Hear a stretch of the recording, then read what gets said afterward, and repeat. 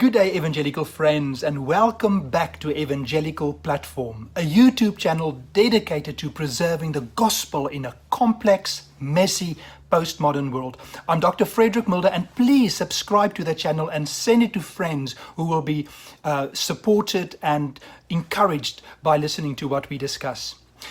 In the world of biblical scholarship, especially some of these elite conferences in North America and Europe, it is very hard for evangelicals not to compromise their faith. I've worked in Europe for a couple of years, and I've been involved with conferences and entertaining scholars, and I saw it firsthand. And over the past 100 or so years, there's not been one more controversial scholar than this guy, Rudolf Bultmann. And a couple of months ago, they had the SNTS, the Society for New Testament Studies conference in Marburg, where he was professor. And I said a couple of things, and some of my friends found it quite encouraging. And I just thought to share it with you today. And by the end, please leave some comments and let me know what you think about this few minutes where I talk about Rudolf Bultmann and a couple of other scholars. Thank you so much. Enjoy it. Good morning, evangelical biblical scholars. Some of you will know that in Marburg they had the SNTS over the past couple of days, and you will know Rudolf Bultmann was a famous professor in Marburg.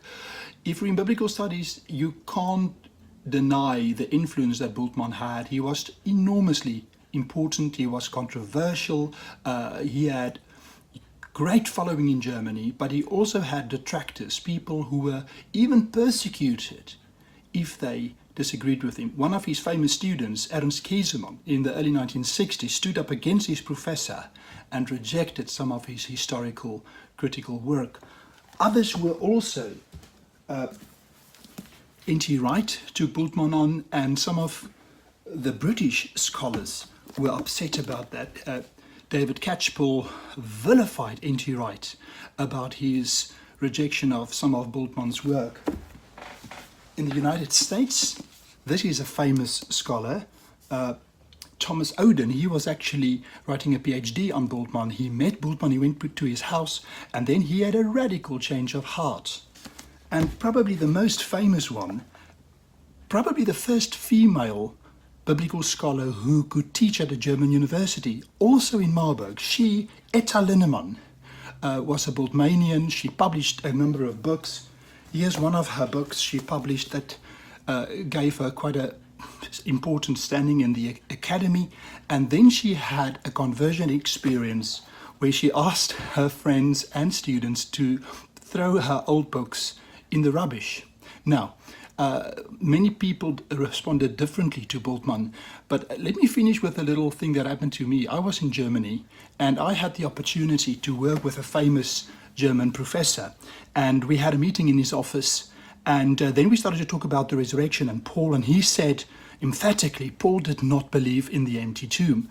And then I started to quote Udo Schneller, a couple of other conservative German scholars, Adolf Schlatter, N.T. Wright, a couple of others, and he got red in his face and at some point just said, no, Paul did not believe in the empty tomb and we can one day get Jesus' bones. And I had to make a decision. Am I going to compromise to please this professor, or am I going to stay faithful, not just to my faith, but to what I really believe is intellectually the best explanation for the evidence?